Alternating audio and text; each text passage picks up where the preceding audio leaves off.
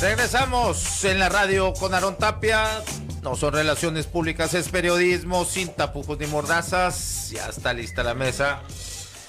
Alan Castro, Alcaparra, @Alcaparra. A la orden. ¿Todos en Navojoa son así? ¿O está él acá, Nuevo Sonora, Felguimor? Sí, fíjate. ¿Cómo es el Milton? No, él no. Pues los que no suenan bien, pues no le ponemos, ¿no? Entonces, Alcaparra sí suena. Artap. Así me dice un amigo en común que tenemos. Artap. Yo tengo iniciales copiando, o sea, emulándolos a ustedes, pues, ¿no? Yo tengo iniciales de perro famoso. Lassie. Ese Naranjero 75. @Naranjero 75. Naranjero 75. Fíjate por los iba a decir extintos naranjeros que están casi muertos, ¿no? Cuando no faltaba, desde morrito al béisbol, siempre mi mamá era muy aficionada, era de los que iba a 2 juegos por serie, mínimo, cuando venía una serie buena como de Culiacán o Obregón, pues los 3 juegos me aventaba y incluso en los playoffs hasta iba a otras ciudades. Órale. Y de una temporada antes de que se cambiaran al nuevo estadio, se me acabó el encanto. Me enfadó absolutamente todo de esta pinche liga sui generis, ¿no? O sea, vienen gringos, se van cuando le da su gana, es la manera en cómo se mueve la liga, la verdad, y ahora ves, es más, ni siquiera hay talento, ya ni el nivel está pauperro. Yo tengo desconectadísimo, no sé cuánto tiempo, no sé ni quiénes juegan, quiénes son los jugadores, no me interesa, en fin, he ido, ¿qué será? Unas 10 veces cuando mucho al estadio nuevo, y de las primeras 5 fue cuando fue la Serie del Caribe aquí, ¿no? La que inauguraron el estadio. Después de ahí unas 5 veces más así. ¿Sabes qué no es el mismo ambiente, o sea, ya no es como la gente va a tomarse fotos la misma distancia. No se respira el ambiente beisbolero. La misma distancia, ¿no? Que no cualquiera puede ir, hombre. Pero,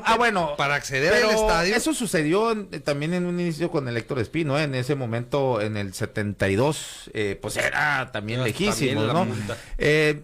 No, creo que ya es otra cosa, no es... Tú en el estadio respirabas, veías gente, ahorita le sacas una hoja de anotación a los que se persignan, no van a saber qué hacer. Saben. En fin, bueno, es algo, digo, no es que pero cambia yo recuerdo en los 90 que se jactaba la liga de que eran, pues la liga donde mandaban los prospectos a foguearse, a pegarle otro tipo de bola, ¿no? Pero ahora... Y por la experiencia que también he escuchado en Navojoa, pues sí, hay mucha corrupción también, muchos manejos turbios, ¿no? No, ya ni la Serie del Caribe, ¿no? Que era una vitrina maravillosa para llegar a las grandes ligas, que también iban ahí, e incluso iban jugadores, ahora ya no. O sea, y lástima ahora que se integró más, pues Cuba, Colombia, no sé quién más hay, Panamá me parece, ¿no? Pero bueno, en fin, pero bueno, vamos al tema, quien abre como siempre. Sí, yo tiro la primera bola porque aquí para que la bate excelente. el experto en el tema. En el tema, un tema que conoce y que le apasiona además, ¿no? Y bueno, comenzaría diciendo, Aarón, que el viernes 8 de octubre llevamos a cabo aquí la mesa de los viernes con el tema que denominamos la grave situación del transporte, ¿no? Con que iniciaba este gobierno, y a 6 meses podemos decir que si antes o a 6 meses era grave, hoy creo que está en terapia intensiva definitivamente. Lamentablemente las situaciones planteadas en aquel momento en esta mesa pues siguen vigentes y lejos de solucionarse pues se han ido prolongando. En aquel momento partíamos de las 2 perspectivas que ahorita a lo mejor podemos retomarlos, que uno es el tema del transporte en sí, en todo el estado, como también el tema de la movilidad, donde pues ahí cabe mencionar que también hay una ley pendiente de homologar a nivel federal que se tuvo que haber homologado el pasado marzo del año pasado, y que pues si bien hay más de 5 propuestas en el Congreso, pues padecen de este parálisis legislativo, como se le dice, ¿no?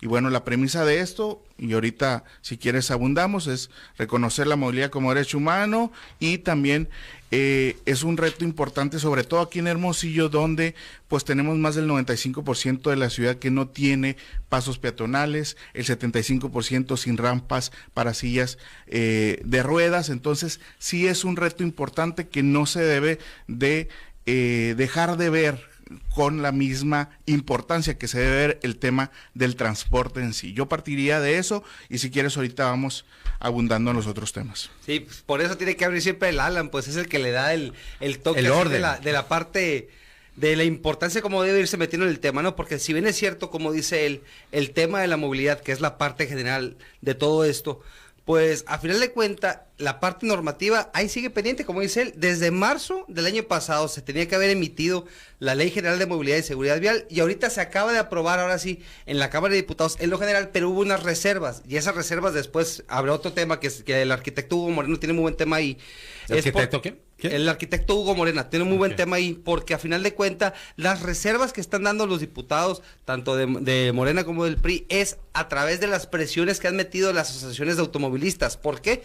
Porque todas las cuestiones que se meten en esa ley, para que haya más medidas de seguridad en los vehículos que se producen en México, pues lógicamente pues les pegan esta parte, ¿no? Y ahí ¿qué pasa? Se tuvo que devolver al Senado para que se aprueben esas reservas que se dejaron ahí en la Cámara de Diputados. Pero bueno, en el problema en sí, hablando ya estrictamente del transporte público, que es la parte esencial de la movilidad, porque es el servicio para la gente de a pie, de la gente que lo ocupa, para que vaya a su trabajo, para que vaya a las escuelas, incluso a los centros de recreación, pues ha venido en decadencia hace tiempo, lo hemos mencionado, y el principal tema ha sido por el control político que esto ha llevado del hecho desde que nace, por el hecho de que el Estado tiene la facultad de darte una autorización a través de un permiso o de la concesión para que tú prestes un servicio que él debería de prestar, que normalmente en todos los estados así es, ¿no? Como no tienes la capacidad de personal, de equipo, eso, concesionas el servicio. Pero el detalle está en que las dos principales cosas son, uno, el control político que se ha tenido todo el tiempo sobre la tarifa. La tarifa es un tema delicado que ha servido también para mantener cierto control sobre ciertos grupos también ahí que prestan el servicio y pues al final de cuentas te da un discurso populista, ¿no? Claro. Porque la realidad de las cosas, a como está ahorita el servicio que se está prestando, entre lo que son llantas, entre lo que son diésel, entre lo que viene siendo nómina y todo eso, creo que la tarifa está bastante desfasada y es un pozo sin fondo que el gobierno ha estado subsidiando sin meter seriedad en programas exactos, puntuales, para que ahora sí se aplique un recurso donde se ocupa, no puede haber subsidio para todo el mundo, ¿no? Y eso es una parte que ha deplorado el servicio, no nomás en Hermosillo, sí. Ha pasado en Navojoa, que en Navojoa ahorita nos metemos un poquito a fondo, no tiene servicio de transporte urbano actualmente.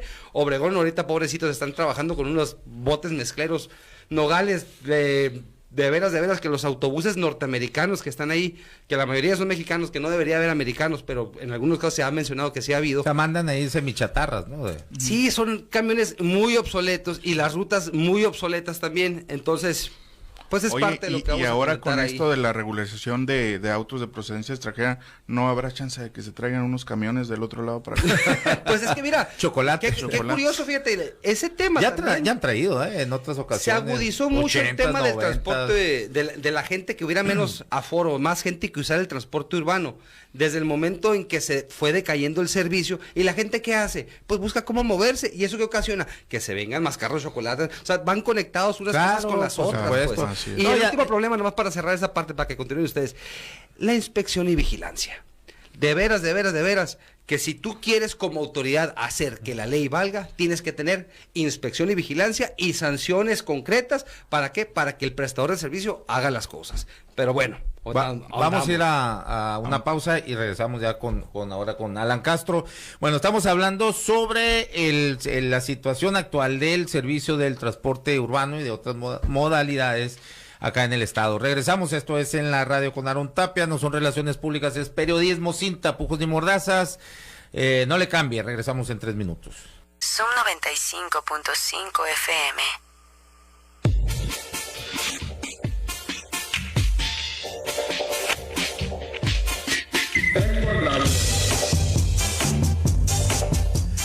Bueno, regresamos en la Radio con Aarón Tapia, no son relaciones públicas, es periodismo, sin tapujos ni mordazas. A ver, leo algunos comentarios. Dice Alejandro Castrejón sobre el monólogo, ¿cuál buena relación? Si vimos cómo la DGT, o sea, la Dirección General de Transporte boicoteó el plan de seguridad de camiones de Emilio Hoyos, o sea, el director de la policía, ¿no? Bajando los policías de los camiones. ¿Por qué no invitas a Rosalena Trujillo para que comente sobre la solicitud de la Comisión Estatal de Derechos Humanos y cuál es su postura? Sí le invité, pero hoy me dijo que hoy no podía, bueno, cuestiones de su partido. Creo que anda aquí Jorge Álvarez Maínez, ¿no? Y de los líderes ahí de MC.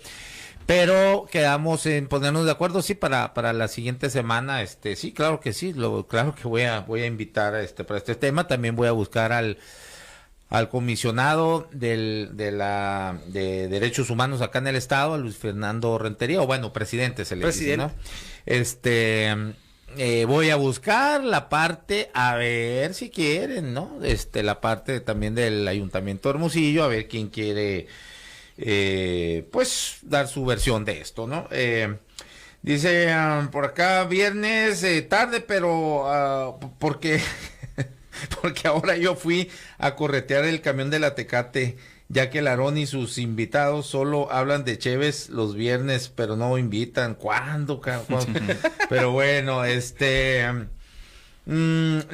ver, dice irá la Contraloría, a ver, sobre el tema de hoy me asaltan estas dudas. ¿Irá la Contraloría de Sonora, o sea, de Memo Noriega, a auditar al Consejo Ciudadano, bueno, al extinto Consejo Ciudadano de Transporte, el cumplimiento de sus obligaciones y que hayan devengado millones que durante los 2 periodos se reeligieron y publicaron el mismo documento con fechas anteriores? Dice... Bueno, mi querido Gasejón, yo creo que le pides mucho al Contralor. ¿Cuánto hace que anunció el Contralor también unas investigaciones, llámese cartel inmobiliario, lo estafa maestra, que ya muchas auditorías, 172, no sé cuántas investigaciones por posibles casos de corrupción? ¿Y qué ha pasado? Ya, eso fue el 19 de enero, ya hace más de 2 meses, vamos para 3, y eso... que dijo que estaban trabajando desde el día 1 que llegaron, no desde septiembre. Eso lo anunció en enero, pero el trabajo ya viene desde septiembre, según lo que dijo. Y bueno, ya no veo mucha, la verdad, no se ve disponibilidad ni de todo el gobierno, ¿no? Para combatir la corrupción y la impunidad. Ojalá que lo informen. Sí. Haciendo un paréntesis nomás del tema ahí de lo que estabas diciendo del Consejo. Nomás termino aquí para que no se me... bueno, nos manda saludos Manu Barraza, luego también dice Alejandro Figueroa, también me encuentran en Obregón, tomen en cuenta, yo creo que quiso decir, ¿no? Sí. En Obregón es un cochinero y no quieren controlar a la mafia del transporte. Sigue pasando lo mismo que con gobiernos del PRI y del PAN, dice. Ahorita hablamos de... Bueno, a ver, venga. Nomás hacer un paréntesis para que continúe la ahí con la tarea. Sí. La reforma constitucional que elimina el Consejo Ciudadano del Transporte ya fue aprobada por la mayoría de las 2/3 partes en el Congreso. Sin embargo, todavía está el cómputo de los municipios, porque acuérdate que esto, como es una reforma constitucional, también tiene que aprobarse por los municipios. Entonces, en esa parte estamos todavía, pero sin duda, pues va a pasar, ¿no? Así es, pues ahorita hablábamos de los pendientes que hay con la ley de movilidad, pero sí ha habido una ley digamos ¿cómo se llama? Una propuesta de ley, ¿no? A la ley orgánica del Ejecutivo, donde sí contempla el tema de transporte, en esto la eliminación del FEMOT y también, digamos, la eliminación del Consejo, pero... digamos, absorber las atribuciones que tiene actualmente, ¿no? ¿no? Así es.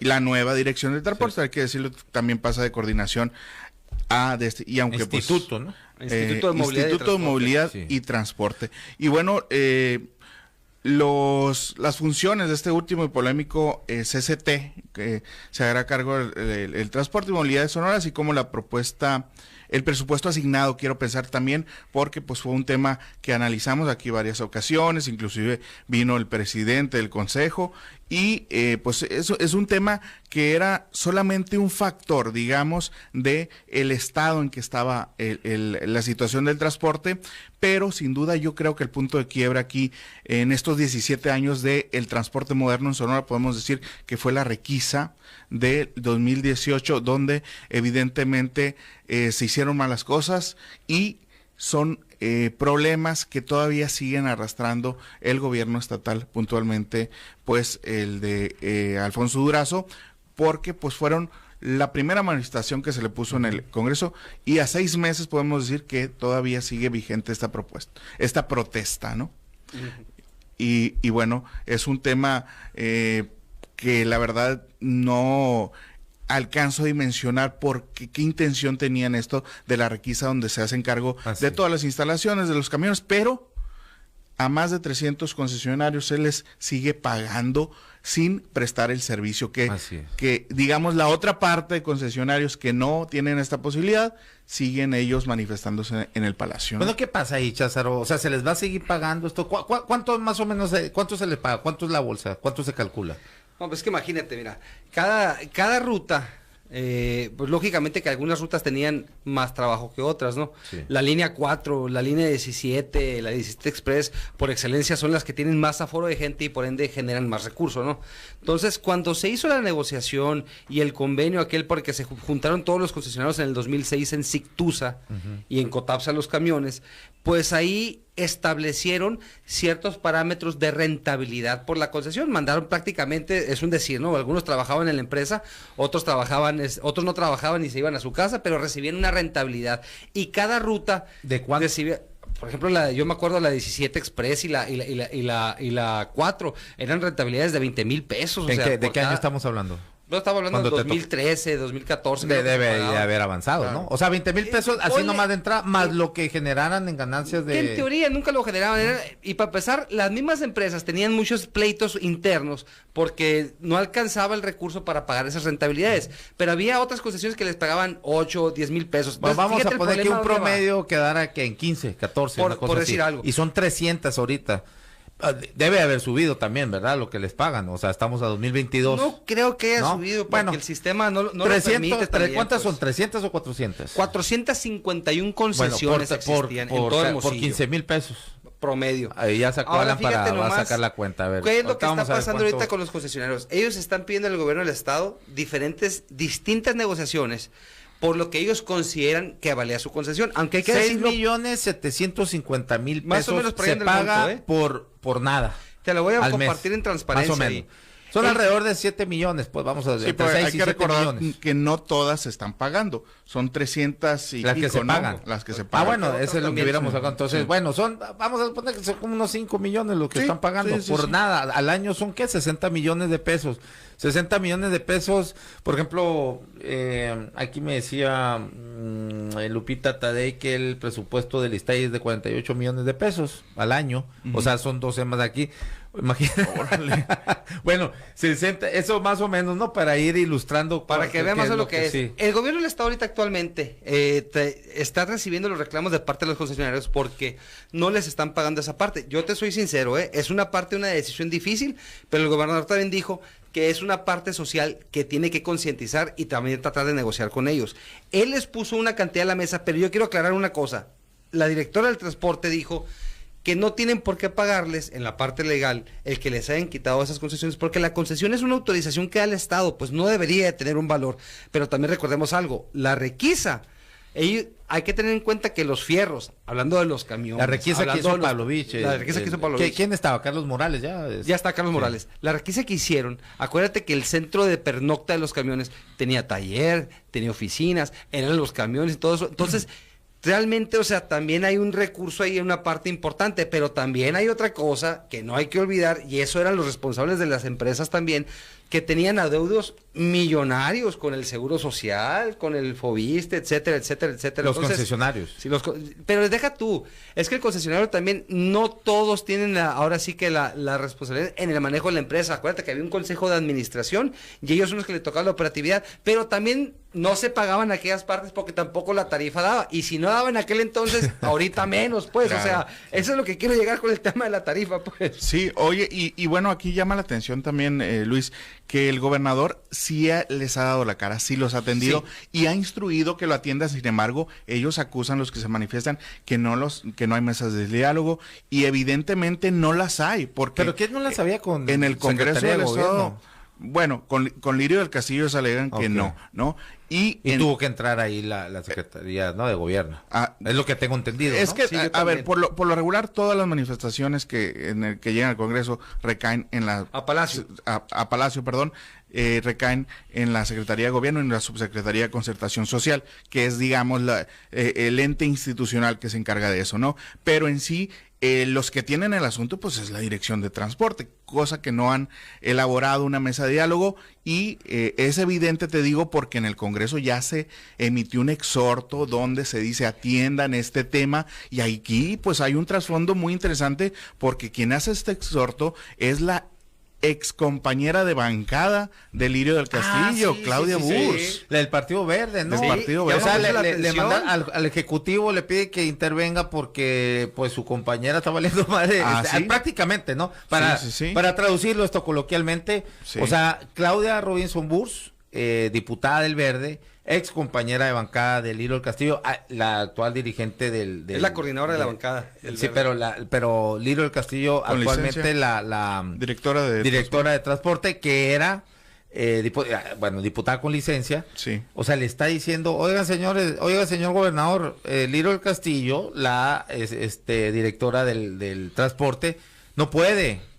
O sea, está siendo ineficiente. Actúen, por favor, y atiendan eso. Así es la traducción, ¿no? Sí, y yo creo que Claudia pues está en su papel de presidenta de la Comisión de Transporte del Congreso, pero también no me ayudes, comadre. Es decir, si ahí no hay un posible encontronazo o distanciamiento, pues sí, falta de comunicación y coordinación, porque pues obviamente la exhibe, ¿no? Ante el gobernador, ¿no? Dicen el actual líder del Verde de facto, pues es el secretario de Hacienda, Omar del Valle, es lo que se comenta, ¿no? No sé si Luis Mario Rivera, cómo ande ahí. Pues acuérdate que entra Calvin también. Y está Calvin, pues sí, pero de facto dicen que a quienes están viendo voltean siempre a ver esa Omar del Valle. ¿Y qué dirá Omar del Valle? Tal vez algunos, tal vez esto es una división al interior, porque no creo que Calvin Valenzuela voltee a ver a Omar del Valle como su dirigente todavía. Yo veo el gobierno del Estado más con Luis Mario, ¿no? Pues sí. Yo veo el gobierno del Estado activo en el tema caliente de frente, eso se lo reconozco muy bien al gobernador, de que cuando tiene a la gente en el palacio, o sea, él mismo platica con ellos y dialoga. Lo que sí también hay que decir que hay ciertos aciertos y desaciertos que no precisamente son englobando el gobierno del Estado, no vamos a hablar en sí de qué es lo que está pasando en sí con el tema de la encargada en sí de la Dirección de Transporte en el tema. Sí. La primera, la propuesta de eliminar el Consejo Nacional del Transporte, yo creo que hay unanimidad de parte de todos nosotros de que se tenía que hacer. Punto. Era un instituto que realmente costaba mucho dinero y que es una chamba que puede hacer el Estado. Y el gobernador ahí siempre dijo, yo le entro de frente al tema, no tenemos por qué andar haciendo simulaciones y esto y el otro. Perfecto. Fusionar la DGT, la Dirección de Transporte y el FEMOT también es un acierto, porque no tienes por qué tener todas las dependencias ahora sí que por todos lados, ¿no? Sí. Entonces, y él en su figura de gobierno propusieron ahí el Instituto de Movilidad y de Transporte. La apertura en el rediseño de rutas, que podrá tener algunas críticas ahí de gente que ahorita tocaremos un poquito más, sí. Pero realmente, o sea, el hecho de que estén haciendo un proceso para que la gente participe y escuche, bien o mal, pero lo están haciendo, se podrá perfeccionar a lo mejor y sí, pues, pero lo están haciendo. Y hay una buena comunicación a través de lo que son las redes sociales, pero ahí te van los desaciertos que alcanzo a notar. La verdad, hay una nula comunicación con la sociedad civil organizada. Y estoy hablando de vigilantes del transporte, a lo mejor la Unión de Usuarios sí que es el único que pelan, pero también están los bikers de Hermosillo, también hay muchas asociaciones civiles que están encargadas en el tema y no hay una comunicación directa con la Dirección de Transporte por el tema de movilidad, sí. Precisamente. No, y yo creo que también es parte de esta simulación de los, ¿cómo se dice? Estas consultas populares, ¿no? Creo que si ya tienen la decisión, nada más es socializarla y si le rebota, van a recular, cambios, como en su momento lo hicieron en 2005, ¿no? Cuando proponen este cambio de rutas. Yo creo que aquí, yo tenía muy buenas expectativas del Lirio del Castillo, ¿no? Y podremos seguirle dando el beneficio de la duda. Sí, sí. Técnicamente es muy conocedora, ¿no? Sí. Pero, bueno, según yo, no sé si ustedes, pero según yo sí, ¿no? Habíamos en las primeras mesas, o por lo menos yo sí, dudábamos de su capacidad política. Ese era el asunto.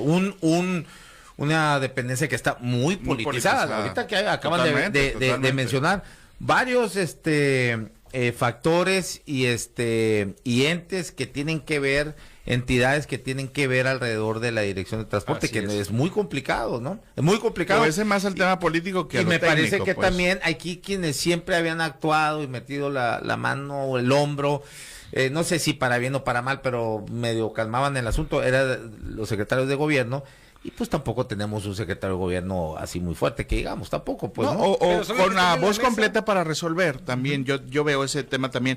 Y te digo, aunque le podemos seguir dando el beneficio de la duda a Lirio del Castillo, creo que ahorita hay más dudas que respuestas en este tema. Y puntualmente, pues, porque pareciera que está siguiendo el mismo camino de administraciones pasadas, veo algunos rasgos que se me hacen muy parecidos a lo que ya vivimos. Primero sale en enero anunciando que no va a haber aumento de tarifa en 2022. Ya lo habíamos visto eso, no recuerdo con quién. Sí. Y luego viene también reestructuración de línea, ¿no?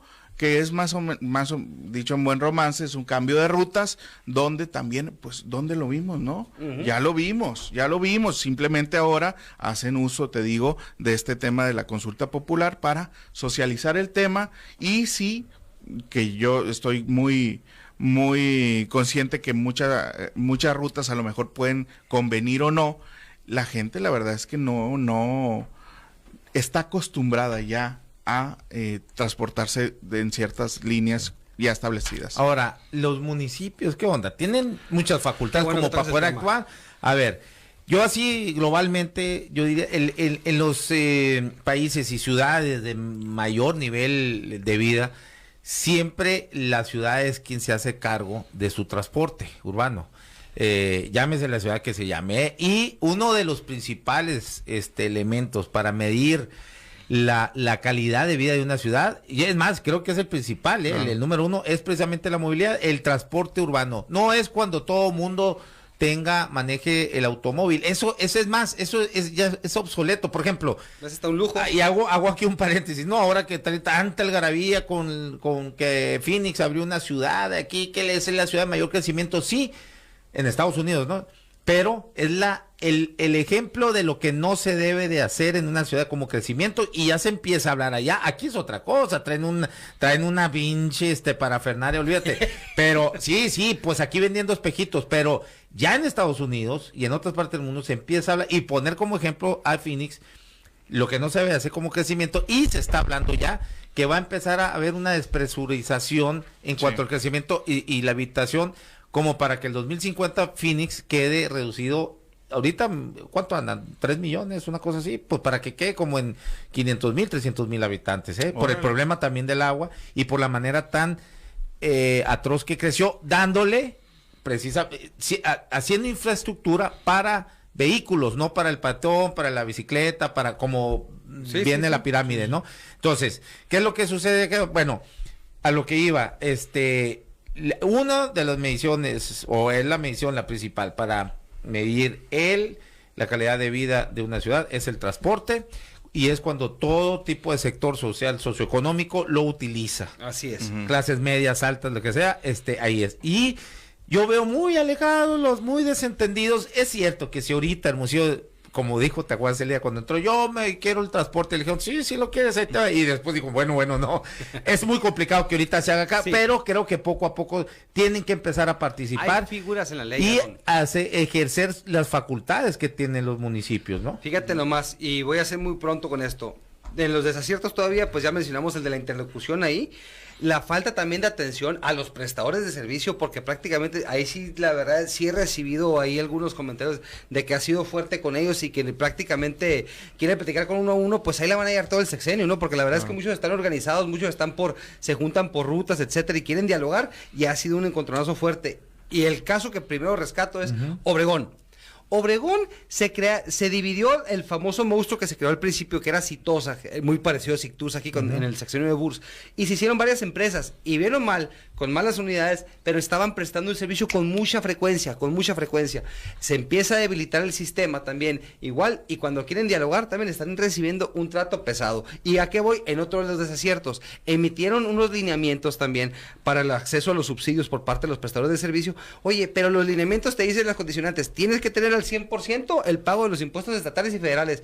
Oye, pues estás viendo que el tema de la tarifa no te da, o sea, le está diciendo que no van a participar tampoco en los subsidios, entonces estás colapsando o estás haciendo la de que se caiga el servicio, pues. Y la otra, que el tema de Navojoa, oye, Navojoa es una ciudad relativamente grande para nuestro estado y que no tenga servicio público. Digo, si es una cuestión que está de emergencia ahí. Como no hay transporte urbano en estos momentos. Hay que decir que... Abusado porque hablan desde... No. Hay que ir a ver la cara de mayo, así nomás. Lo traigo como así. claro, el tema es que se optó por la modernización del transporte, pero se volvió a lo de antes, mejor. Es decir, no existe ahorita un sistema estatal de transporte en Navojoa. Volvieron a los camiones de antes, al multirrutas azul ese que te llevaba al Infonavit Sonora, ¿no? Y bueno, en Obregón es un tema muy similar a lo que pasa aquí. Los concesionarios, un tema politizado, están exigiendo pagos y deudas sobre la compensación de tarifas, y Lirio del Castillo ya salió a decir allá en Obregón que no hay deuda alguna del gobierno del estado con los concesionarios. Entonces, sí es un tema que podría escalar al igual que aquí en Hermosillo, ¿no? Te la voy a poner así, a ver cómo la ves tú. El tema de los subsidios. Está la política que dejó Guillermo Padres ahí, del estudiante gratis, muy social, muy buena, pero que nunca ha manejado unos lineamientos exactos. Claro. Porque no es lo mismo un chamaquito que va a la primaria, que la escuela está ahí a un ladito, a un niño que va a un chamaco de prepa o a una universidad que se mueve muy lejos. Entonces nunca han manejado un padrón exacto para ver a quién le debe llegar el subsidio. Entonces, ¿qué es lo que hacen? Hasta los mismos papás andan usando la tarjeta y se suben con la tarjeta de estudiante gratis para que la lea el lector. ¿Y qué pasa? Se lo cargas al sistema, se lo cargas al concesionario, y el concesionario que no puede accesar al subsidio porque no tiene pagado el 100%, pues sigue pasando a la gente gratis y se sigue amolando. Pues entonces, sigue números rojos. Te digo, también, o sea, Oye, hay que ser sensibles en esa parte, ¿no? Yo sí quisiera agregar lo último y que sirva como una denuncia pública de un reto importante también es la capacitación de los choferes, ¿no? De los prestadores de servicio. Que lo están haciendo bien. Tanto en el uso de los camiones como en la atención al usuario. Y te lo voy a decir porque el día de ayer un compañero del trabajo a la altura del Palo Verde, pues fue arrollado prácticamente, no cayó al suelo, no pasó arriba de él. No, caminando en la banqueta. En el Palo Verde tengo entendido que hay un checador, entonces ahí se estacionan y lo atropelló. O sea, se suben a la banqueta. Prácticamente. Y él se hizo de palabras, se bajó el chofer, le dio un moquetazo. Y bueno, pues se le habló a la policía, era el camión CIT 0400 de la línea 15 Fuentes Modelo, y bueno, se hicieron de palabras, le pegó un fregazo y dice mi compañero que se subió al camión y se fue como si nada. Se hizo el reporte en el WhatsApp de sugerencias y reclamos ahí, y según esto se le va a dar seguimiento, pero la verdad es que quedó con lesiones, le duele la rodilla, quedó con el labio abierto de un chofer, pues. Y nadie se hace cargo de eso. Nadie se va a hacer cargo, está el reporte, hubo contestación ahí del WhatsApp que ellos manejan, sin embargo, pues no ha habido respuesta, ¿no? Y rápido nomás para cerrar, 30 segundos. Propuesta de solución muy simple. Independientemente de lo que está pasando con la ley, con el que se homologue, tienen que crear las comisiones reguladoras del transporte urbano en todas las ciudades. ¿Por qué? Porque le das más facultades también a los municipios de que puedan entrar a la prestación del servicio, ¿no? A la revisión de la prestación del servicio. Y la otra también, que se abran las opciones de movilidad, no se cierren nomás a que el camión, o sea, existen muchas opciones de movilidad. Está el tema de los famosos, que mal manejado todavía porque no se ha aperturado ahora sí que el que entra la posibilidad el tipo de vans del transporte colectivo, etcétera, de unidades alimentadoras de distintos puntos de la ciudad que puedan llegar a surtir las rutas grandes, ¿no? Entonces, sí hay muchas opciones. ¿Qué es lo que falta? Voluntad y que se hagan. Ahorita está, como decías tú, en terapia intensiva porque todo el estado, Puerto Peñasco tiene añales, no es de este gobierno, tiene añales que no tiene transporte público. San Luis antes prestaba un transporte público con unas vencitas ahí medio gachas, pero prestaba el servicio, ahorita ni siquiera existe tampoco. Nogales con unidades viejísimas, tiene que prestarle atención, no todo es Hermosillo, y eso quiero recalcar. Claro. Siempre se empieza con Hermosillo y los demás municipios no los pelan.